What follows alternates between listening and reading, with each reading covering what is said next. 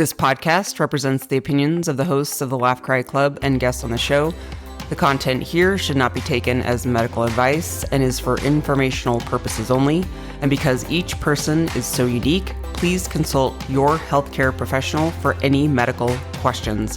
While we make every effort to ensure that the information we share is accurate, we welcome any comments, suggestions, or correction of errors. Welcome back, everybody, to the Laugh Cry Club. I am Joy. I am Rebecca. And I'm Chelsea. And if you've ever felt like laughing and crying, then this podcast is for you. Welcome, humans. We're so glad that you're here. It has been quite the journey. We've hit over 20 episodes now. We started this in the summer. We're so grateful that you're listening. Thank you for the support. As a reminder, the best way to support our podcast is to share it with a friend. You can leave us a rating and review on any of the podcast apps that you listen on. It's a free way to support the podcast and just kind of spread the message of the Laugh Cry Club. We are all humans doing the best we can. As a reminder, also, we are 3 licensed therapists that are just here to help. We're here to help in your ears every week. So we're going to share our laughs and our cries of the week, as we always do. And then today we're talking about New Year's resolutions and a little bit about like how to do some manifesting or how you approach New Year's resolutions. I know we all have different perspectives on that. And so we'll get into that. It's a timely time to think about that. It's December. People are starting to think about resolutions. So that's what we're going to talk about today. Chelsea, who is going first on the laughs and the cries? Well, it's an exciting day here at the Laugh Cry Club. We never know what's going to happen with our laughs and our cries, but all right, can I just say, yes, I just spit water everywhere. I think you guys missed it. I think you guys missed it. You just made Rebecca spit water. But did Joy see it? Yeah. Okay. Yeah. Oh, wait. I just see what? That I spit water everywhere. Yeah. But why were you spitting water? I don't know. You just tickled me. I had just taken a drink. The way that you said, and I was like well, looking down, everybody. and you're like, well, everybody. And then I just, thanks. Sorry. Well, on that laugh, I'm going to go out of my way today to nominate myself. Just me, this woman over here, because, y'all, I've had a hard week and I'm so annoyed about it. Ugh, it's nauseating to have a hard week. Yeah, it is. Like it's like being on a swirly twirly roller coaster that I don't really want to be on, that keeps going all different ways, and I'm like, get me off of this. I'm nauseated and I'm gonna vomit. Mm-hmm. That's how I feel. So my cry was this morning, but it was a cry that needed to come out probably 2 weeks ago. Remember I had the PMS breakdown? I probably really should have gone for the real cry then, but I just complained a lot. Yeah. You just held it back. Chelsea, it reminds me of when you were with your girlfriends and you were like trying not to cry and they're like, where else are you going to cry? Yes. And I should. So just go for it. Yes, I do this. I've been really sad. So everybody knows, or if you're a new listener, maybe you don't, but my husband's been going through cancer. We're like almost at 3 years. It is so long. He's stage 4 cancer. It's brutal. It's been hard. It's been a war. It's like a war that you just keep hoping like we're going to win. And I got really, really, really sad today. His birthday is tomorrow. So happy birthday, my love, tomorrow. Happy birthday. Yeah, he'll be 52. And it's like, God, we're so lucky. So I had this. He's an Alabama 10 for sure. At 52. So cute, right? He is handsome. Very. He's a very handsome. And he's got really good bedroom eyes. And when he talks to you, he makes good eye contact, which makes you think that he's flirting with you, but it's just because he's a good listener. But I'm like, I taught Miles, like, that's your dad's magic. When a woman talks, you look at them in their eyeballs. That's so important. Yeah. And I know those types of people, and I just like want to give them a hug with my heart. Yeah, like he actually cares. Which is so interesting. It's so sweet. He's present. I don't know what a concept. So he has his birthday tomorrow. And it really brought up a lot of this trauma from I'm going to tear up from all that we've been through on this journey, like being close to death constantly and dancing. It's like dancing around the Grand Canyon and hoping you don't fall in. And it's like, gosh, I'm so lucky that we have another year together because I don't know how many more years we have.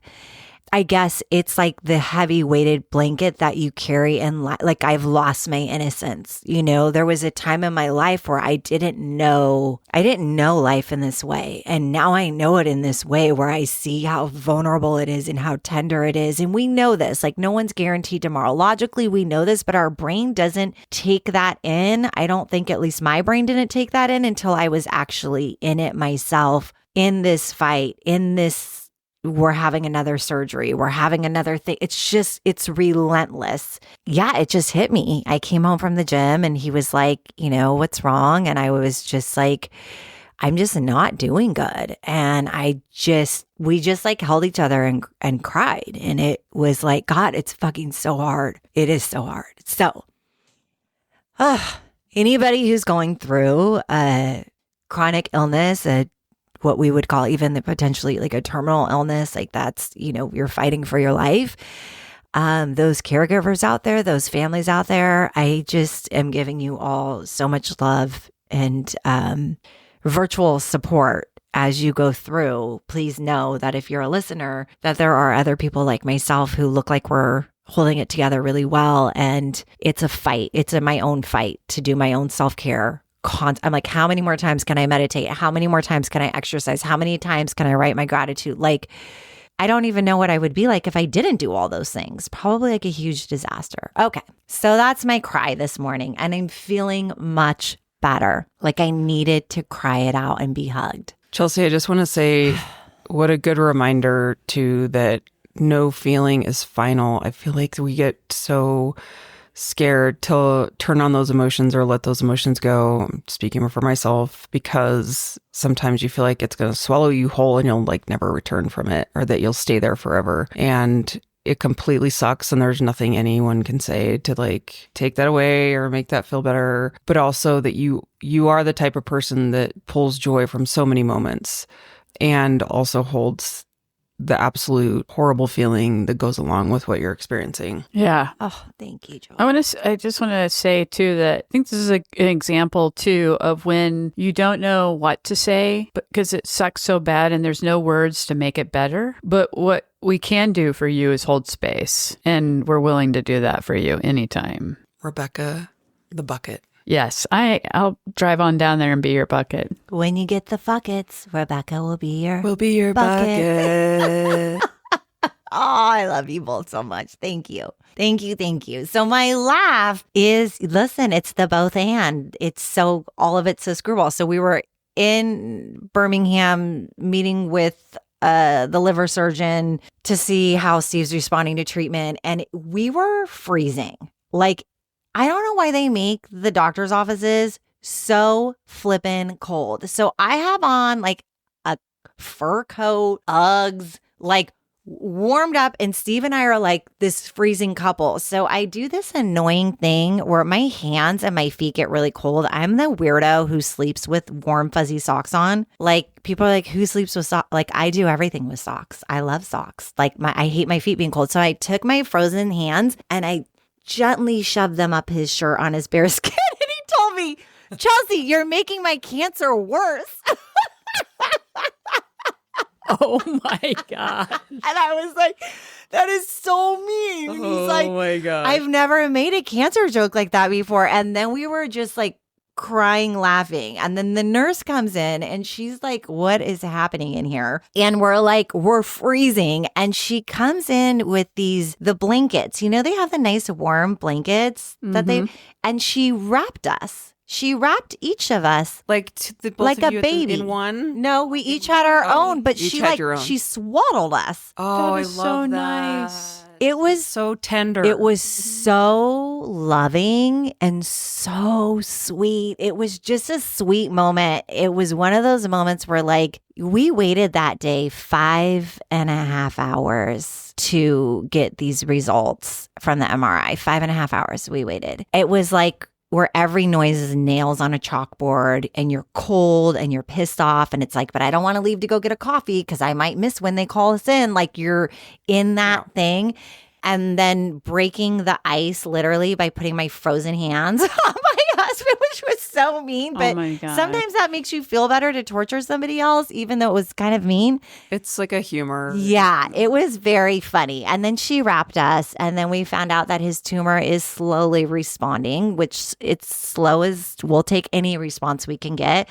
And it was okay.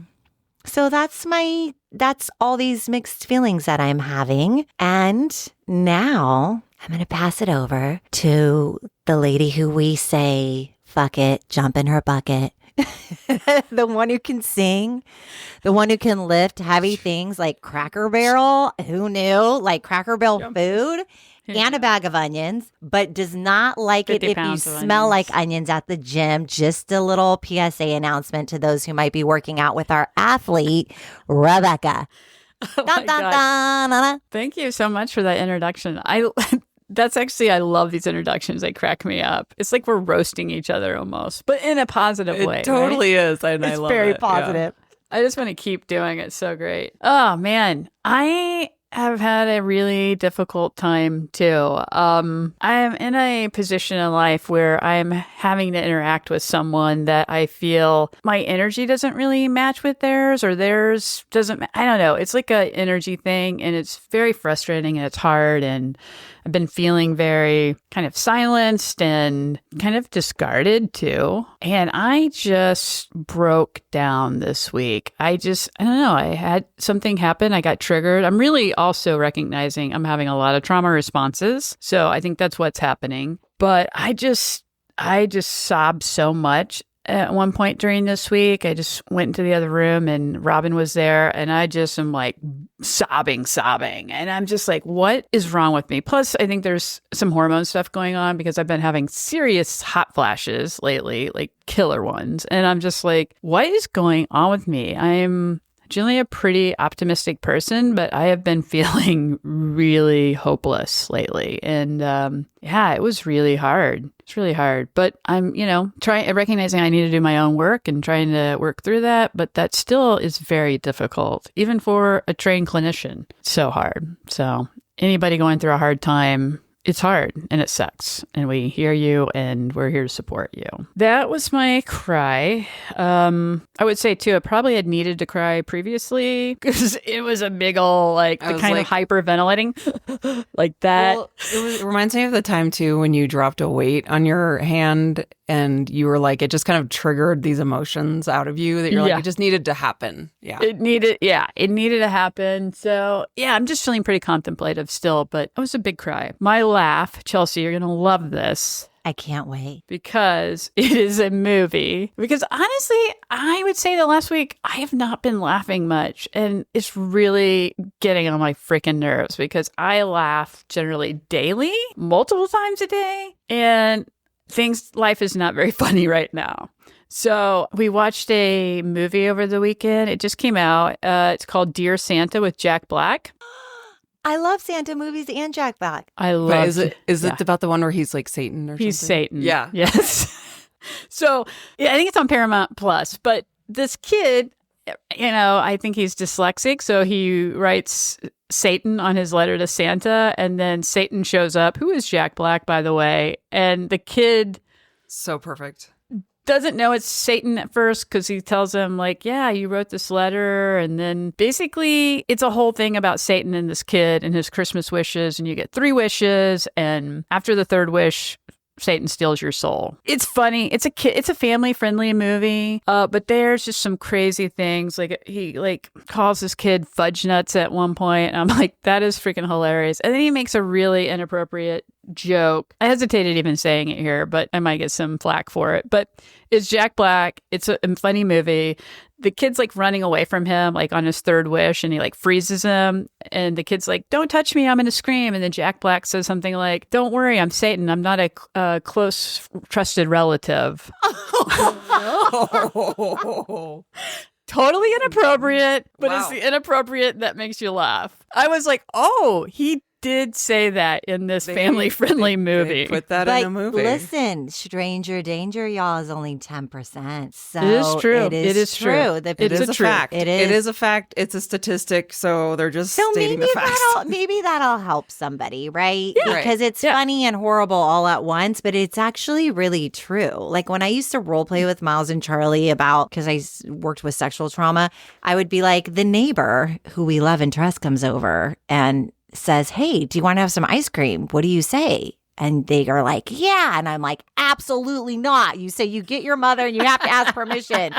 Like, because Yeah. I'm like, it's not stranger danger. No. So it's one of those like laugh cry moments again, actually in life where there's truth to it because it's really sad. But it was like, whoa, he just said that. That was really funny. And isn't this such a great reminder, like how we can intentionally shift our mood? Like life can be hard, but this is why we have movies and books and different things where we can distract in a way that just like makes it suck less.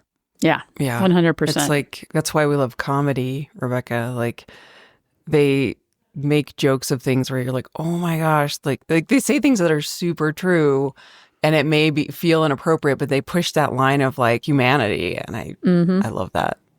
That's a really good laugh. I'm glad you were able to experience that. I know that feeling of like, you want to have your emotions, but you also kind of want to like pivot a little. That was a nice pivot. I love Jack Black, so I'm like, I'll see what this is like, and it was good. I'm going to toss this over. Toss it to our second athlete on this podcast who is amazing, loves all things Taylor. I'm wearing a Taylor sweatshirt I right can now. see it, and loves everything Joe, and Trader Joe's. And my dog Joe. And her dog, Joe. So if your name is Joe or Taylor, you are in the fan club. Well, what's funny is her ex-boyfriend was Joe. So Oh, I had no idea. I'm here for all the Taylor facts. Okay, cool, Just in case cool. anybody needs to know. Can we just call out the other part of Joy's outfit? Look at the matching scrunchie. I do Did have that True. come with this sweatshirt, or this It is didn't. just your I just own little happened thing? Yeah, it's a lavender sweatshirt With a lavender, lavender. scrunchie. And the ponytail is a side, half up, half down Yeah. It's side. 90s. I'm feeling 90s here. There's even a lavender haze around you. Oh, wow. there Are you actually quoting him? is. Are you Why is quoting the us? background lavender? That's actually Well, true. it's so weird because this is actually a white wall. Not but for whatever not reason, today. I'm glowing in a lavender haze. So Thank you Joy's for like all this the Taylor, cute yeah. little lavender bubble with lavender Taylor, lavender ponytail scrunchie, and then the wall that's supposedly white but looks obviously Yeah. very lavender. Yeah. Joy, were you always this cute? Like in the 90s? Question Yeah, of the day. she was. She was. You know what? I will do a side note of like, I always wanted to go against the grain of any trend. So I was always wearing something different, leg warmers, things that like any trend that came out, I was like going against that. So I've always kind of marched to the beat of my own drummer. It's cute. It works for Yeah. you. Well, Joy, what's your laugh and what's your Okay. cry? So you're going to be so proud of me, Chelsea, because my laugh has to do I'm with always another. proud of you. I know, but like super proud because this laugh has to do with another rando and it has a Taylor Swift reference. So first of all, I have to say, living in Castle Rock, the town that I'm in now, even though this move didn't pan out the way we thought it was going to pan out, I love this town. Everyone is so friendly. The town, I lived in Denver. It was like really, really big metropolis and like nobody talks to you when you're out in the stores. And so this town, anywhere you go, people strike up a conversation. They're much more like, I don't want to say friendly because Denver was friendly, but it's just like people are more likely to like strike up a random conversation with you, like the lady at Trader Joe's or, so I love that about this town. So I'm kind of getting more used to that. Well, we're at Whole Foods last week. I'm checking out. I have a big Taylor Swift. I wear a lot of Taylor Swift shirts. Like Yes, you last do. year for Christmas, everyone was like, what do you want for Christmas? I was like, I just want a Taylor Swift shirt from the merch site. Like just go on the merch. I like made it easy for everyone. So I have all these Taylor Swift shirts from my Christmas gifts from last year. So I have a Taylor Swift concert shirt on. I'm at the checkout and my husband and I start like walking to the exit. And this guy, you know how at Whole Foods, they have like benches where people can sit and eat as you're like walking out. So this guy was like at a table before the exit and he starts starts talking and he's like, tell me that you went to the actual stadium tour. Wow. I thought he was talking to my husband who had a Creighton shirt on because Creighton's his college basketball team and they had just won this like huge game against Kansas. So Let's not talk about that. I know, Rebecca, is that your team? I thought Creighton was a drug. That's Kratom. That's Kratom. Oh. Well, I don't know. Let's ask Joy's husband if he thinks Creighton was a drug. You just said I thought Creighton. I love this. Rebecca's I'll take like some Kratom. some Creighton. Wait, what's the school's name now? I can't even think about it. Creighton. Creighton. C-R-E. I'll take some Creighton. Yeah, I'll take some Kratom at Creighton. So I thought they were... That was hilarious. I thought he was talking to my husband about Creighton because I'm like, why would he be? Because it's probably like a guy in his like late 50s. I'm like, why would he be asking me? And I forgot that I had a Taylor shirt on. So I'm looking at Scott like he's talking to him about Creighton and he's talking about the Taylor Swift stadium tour. So it took me a moment, but I was like, oh yeah, we went and saw her in Ireland. And he was like, right on. His reaction was so enthusiastic and happy.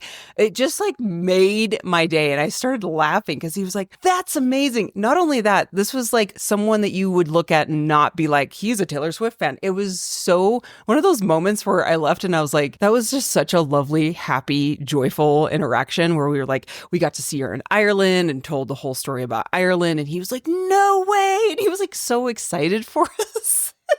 Wow. Maybe you can get contact high from Scott's t-shirt. It was just like one of those like joyful interactions, which I'm like, I need more of this in my life because like interactions with random strangers reminds you of Rebecca's trip to Banff where the guy was like, you guys were doing a call and response. Like these are the moments of life where you just like have to connect with people. That is something that I struggle with in this time of my life, like in seasons, because I'm like working from home and I don't go out much. So like that was wonderful. My cry has to do with one of our amazing friends, and friend of the pod and listener of the podcast, my friend Marianne. I know she's listening. She's like listening to every single episode. Thank you, Marianne, for your support. But so last week we talked about, and she was the one that did Rebecca's pet communication. Yes. Which, yeah, she's Fun fact, I'm meeting with her again tomorrow.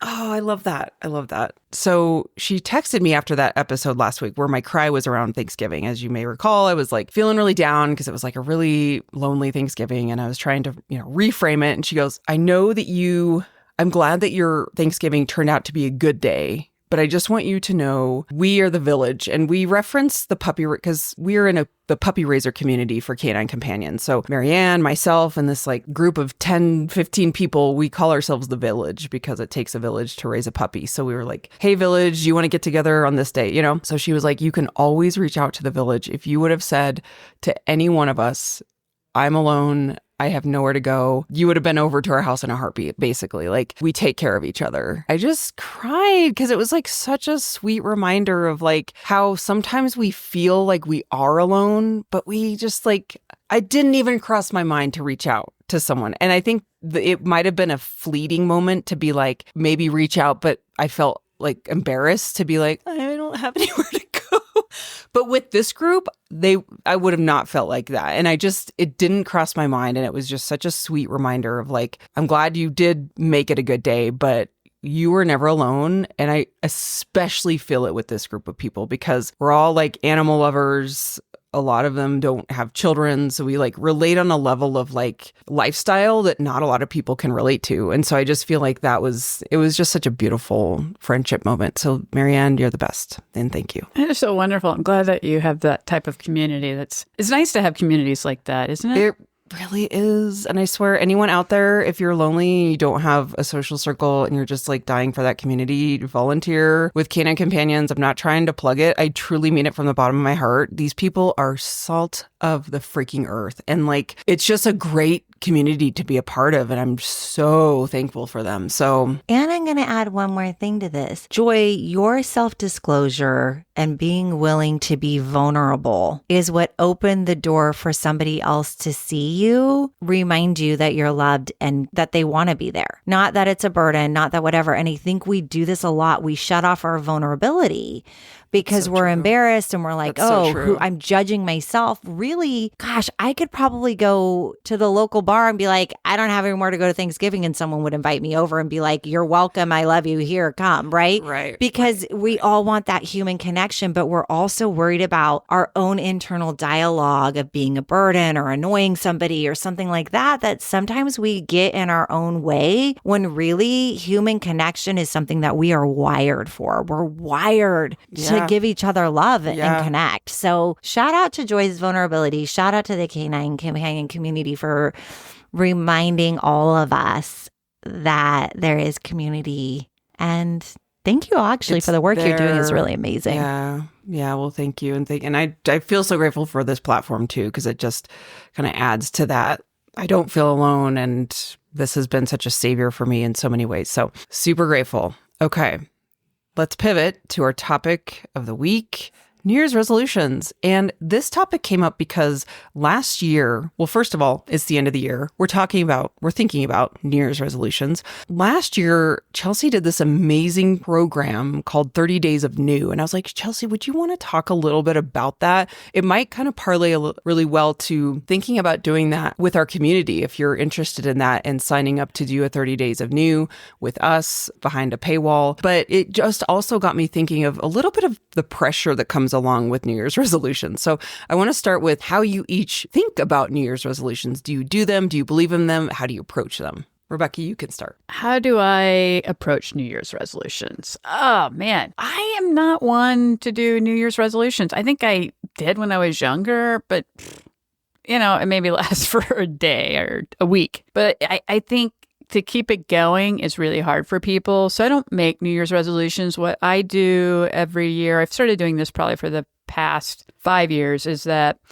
we get some poster board like from the Dollar Tree store, and I have a whole thing of magazines because I used to do collage work with groups in group therapy. And so bring in all the magazines and glue and stuff, and we just do like vision boards for the year. Then, we make like mine's hanging on the door that I can see directly in front of me right now. And it's interesting. I've been looking at it lately, and most of the things on there have come true. And I haven't studied it like every day because it's just there in passing, right? But it's like I'll work or I'm looking up and it's right there. And most of it has come to fruition. So we do vision boards at our house. That is a great idea. I am envious about your collection of magazines because that's the only thing holding me back right now is I don't have photos. I guess I need to like go print a bunch of things off. You can print them off. So sometimes if I'm looking for particular things, I'll print them off. Or what I used to do was when I worked in an office, tell people to bring them to me, or I'd go to the front room and collect all the magazines. But you can always go to the library too, because sometimes like past issues, they don't want them, and so you can collect them, or go to a recycling center if it's like open and you can look in, then you can get all the magazines you ever wanted then. Oh, that's a great And idea. fun fact, I found wrapping paper in one of those before that I took home and wrapped presents in. That's brilliant.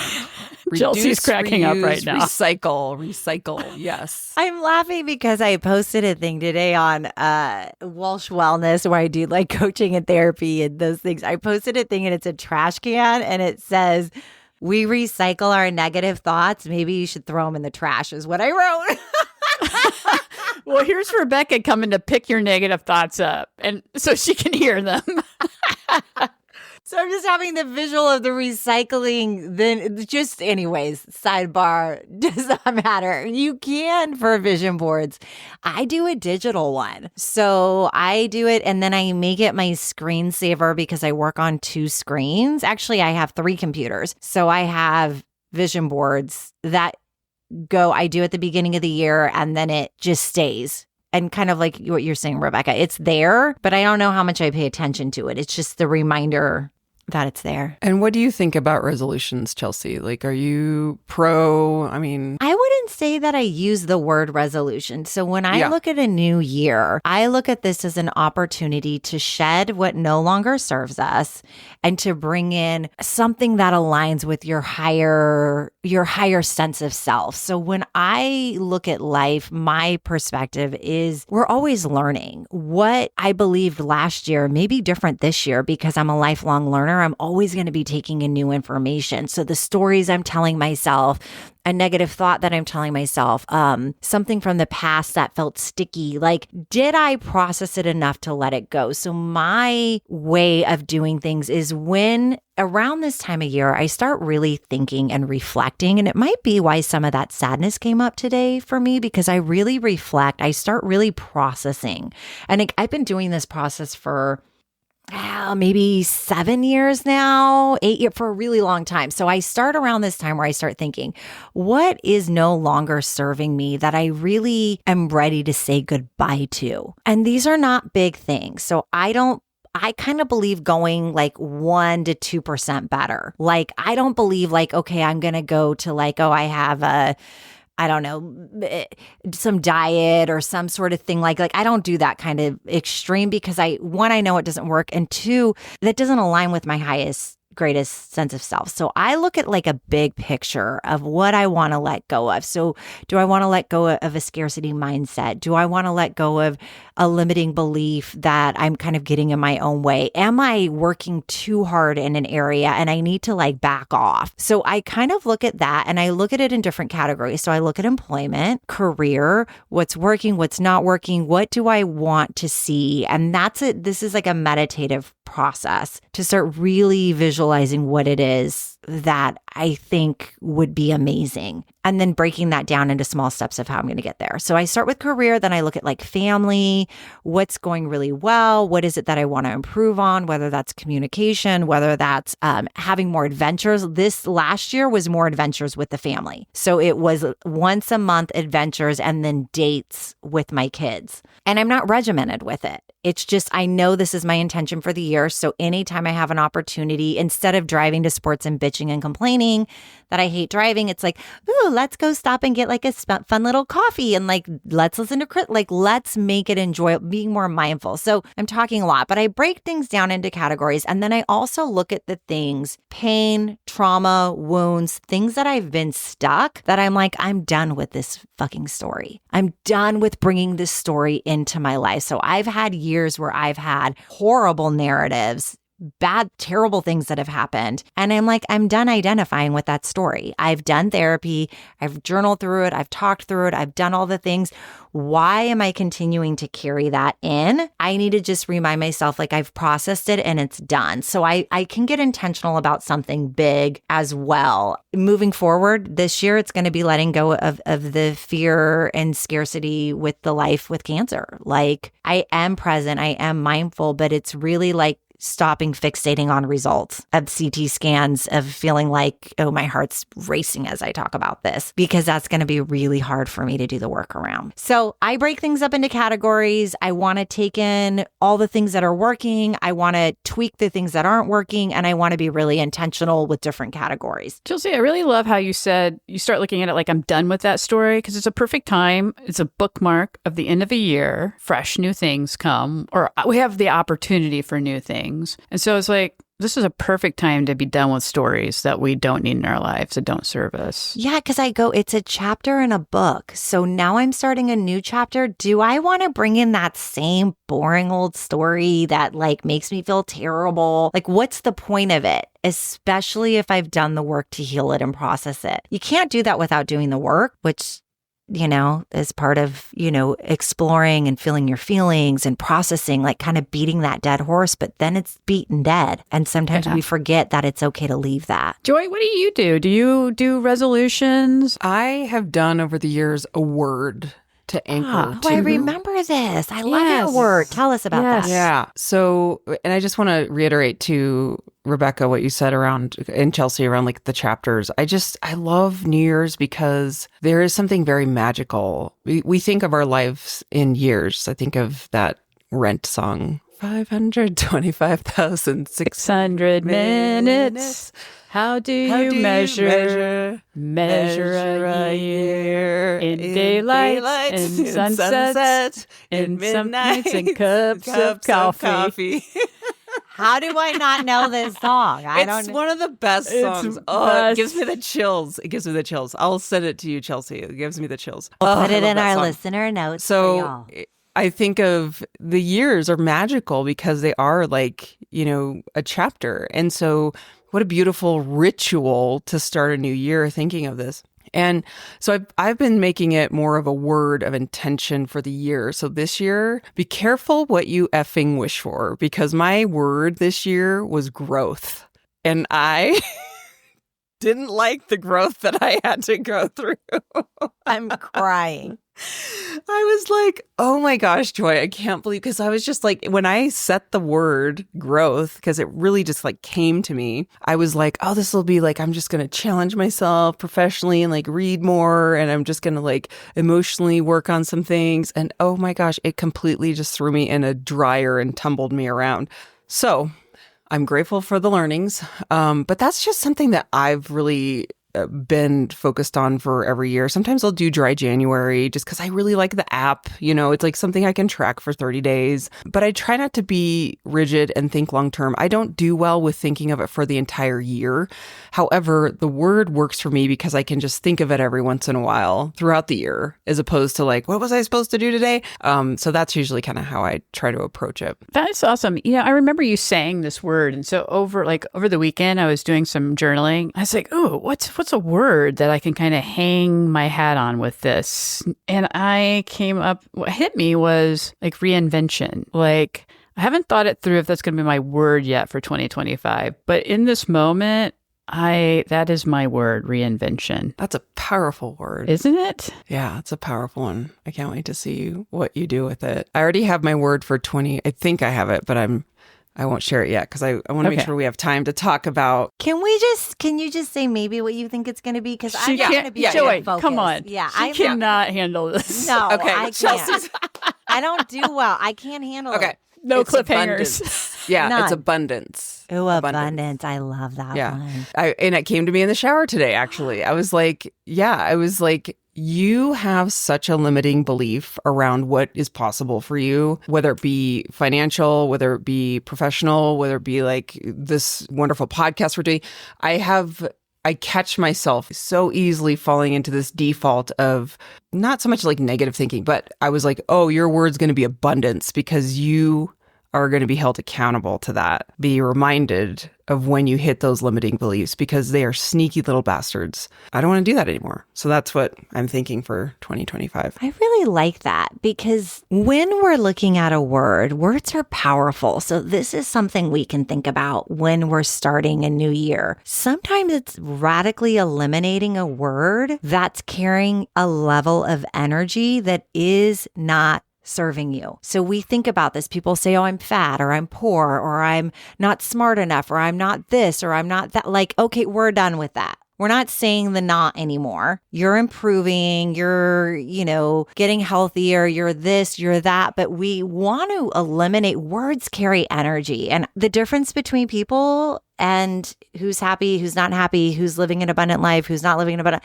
a lot of this comes down to our brain believes what we put on repeat. So our brain is radically negativity wired to keep us to survive. So we have an opportunity when these words come up. What are the words that I'm saying and how am I putting it out there? People who complain all the time. Oh, it always happens to me. Oh, I can't believe it's me. Well, yeah, at some point, you're going to keep believing it and seeing things that way where Joy, you mentioned grow. That's a different way to look at adversity. I'm growing through the hard things. That's a much more empowered way. So again, we get to choose how we struggle. And I will say this.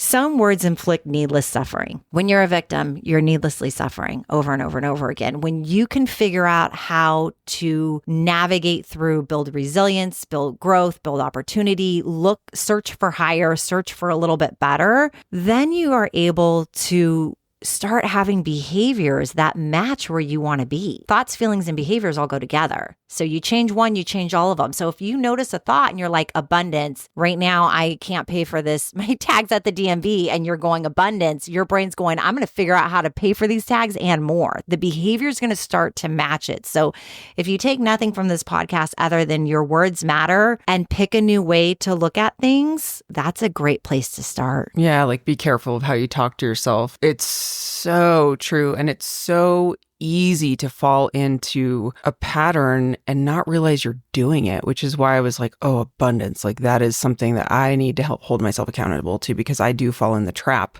of like, oh my gosh, I didn't realize I was living my life that way. So Chelsea, can you talk a little bit about what I referenced earlier? And we can talk about this maybe in upcoming episodes to, around your 30 days of new. And it kind of goes exactly what we were talking about today with really changing behaviors and how you approach that in ways that don't feel like it's overwhelming. Yeah. So 30 days of new. Now, 30 days is a big commitment. So it is something that, when individuals, last year I gifted this. So what happened was I've had so many people help our family, prayers, love, support, thinking of us with my husband going through cancer, that I wanted to give something to other humans to show my gratitude. And I thought, you know what? This is something I can give. I can teach how to continue to be abundant in life and continue to grow and thrive despite the hardships that we go through. So that's really where this kind of 30 days of new came for. So this was a gift for myself that I do for myself every single year in different variations, and something I gifted to loved ones and friends. And so it basically starts with that reflection of taking an inventory of the last year. What was working? What was not working? What do you want to keep? What do you want to go? Then we go through the shedding of that and then the introducing in what you want. And so there's a lot of little mental health tips and tricks throughout it. So it's, there's a day of like decluttering, right? So we know if our spaces are cluttered, our brain's kind of cluttered. So how do we get rid of stuff and clean out? There's a lot of stuff about being of service. So when we're stuck and things are hard in life, stop thinking about yourself. Focus on another human and you are going to up your vibration. You're going to feel better. So I really believe that energy is contagious. You can't control your life circumstances. You can't control the bad things. We didn't do anything to deserve cancer. We didn't do anything to joy. You didn't do anything to have a Thanksgiving where your family wasn't feeling good and your husband was gone. Like we don't do, Rebecca, your hard week. None of us deserve these things. None of us are bringing these things into our life. I don't believe that. But I believe that we have opportunity of how like attracts like. And if I'm happy and I'm feeling good, then I'm going to attract happy other people who are feeling good. I think money is energetic. It's an energetic exchange of value and what we're bringing to the table. I think about this with relationships. Our relationships are only as rich as we're able to give of ourselves, right? But how do you give from yourself when you're like on a rat race trying to get off the wheel, right? So there's a lot of shedding in this.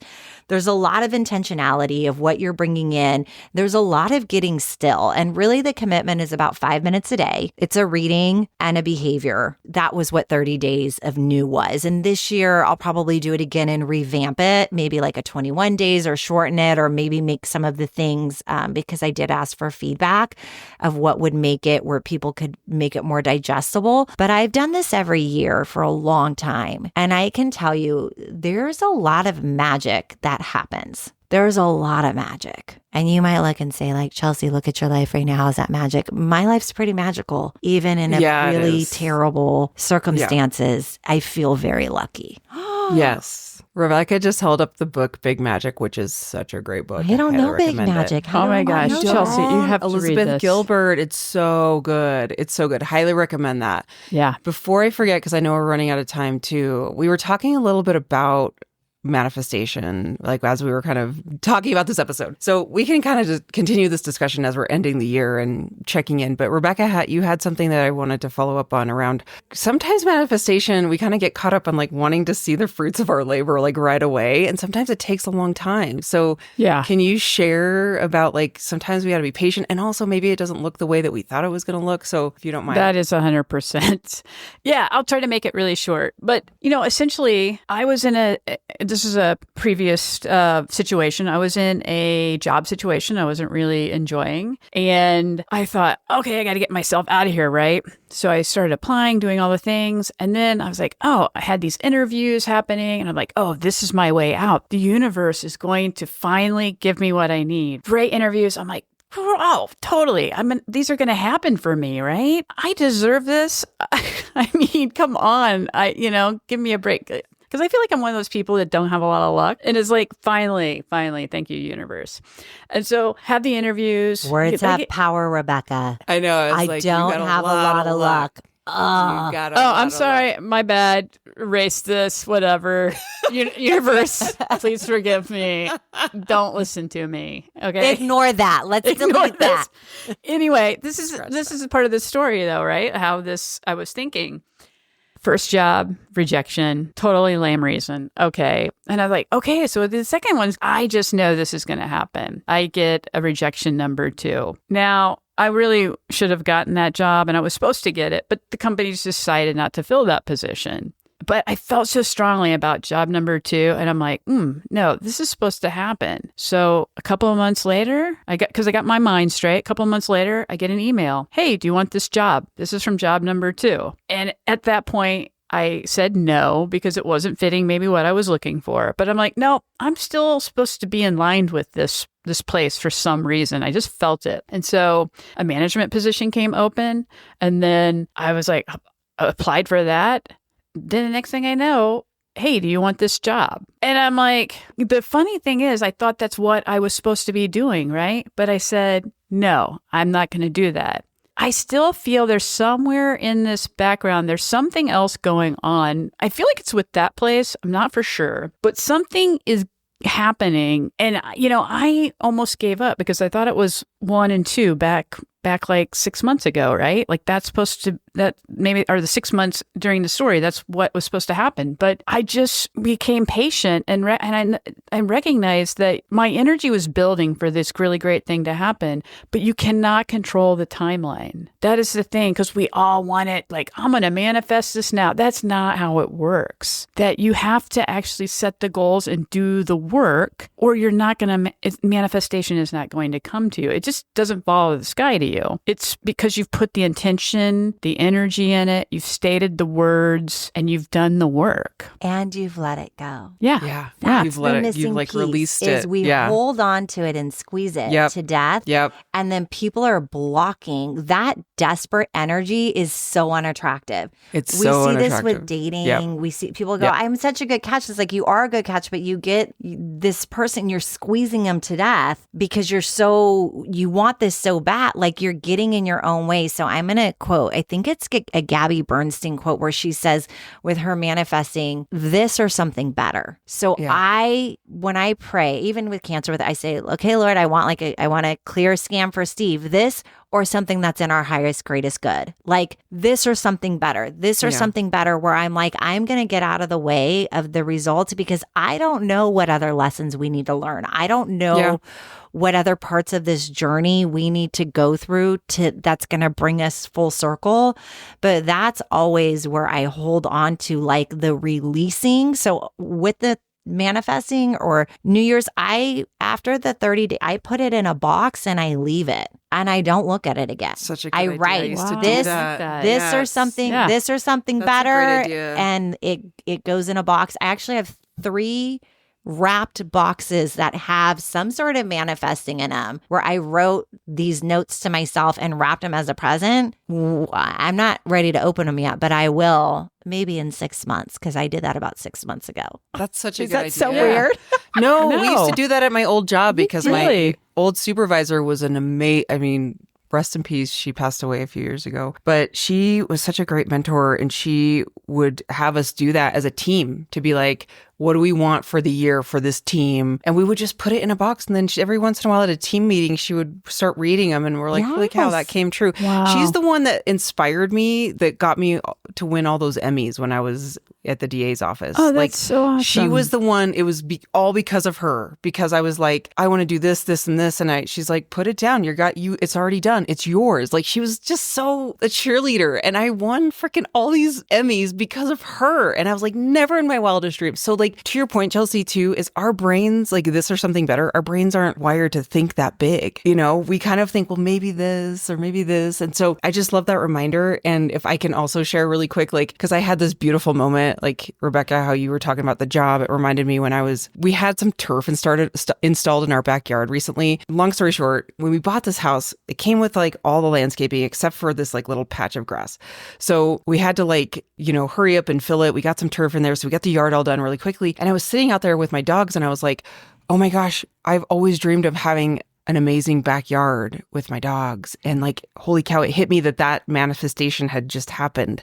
And like, I'm talking years and years and years. So like, it kind of hits you sometimes where you're like, I did it. And it was so cool. Yeah. So it comes out of nowhere. Like the realization comes out of nowhere, right? You're like, oh, yeah. I'm actually in like, the moment right now that I had hoped for. Exactly. Yeah. Wow. So we are creating right this moment. We are creating for the future. So on that note, thank you everyone who has joined us on this wonderful conversation. If you are interested in the 30 days of new for January, please email us laughcryclub@gmail.com. You can follow us on all social media platforms at Laugh Cry Club. We love hearing from you. Thank you so much. And we will see you next week where we talk about how to be of service as a helper or worker when you're navigating your own life challenges. This is a listener question, and it's such a good question. So if you're the listener who wrote this question, first, I would like to say thank you. Yes. And we're going to be so thoughtful when we answer this next week. We are. Oh, thank you. I love y'all. Yeah, I love you Grateful all. for you. Thanks, everyone, and get you out next there week. and manifest. Woohoo! Can't wait to see what you make.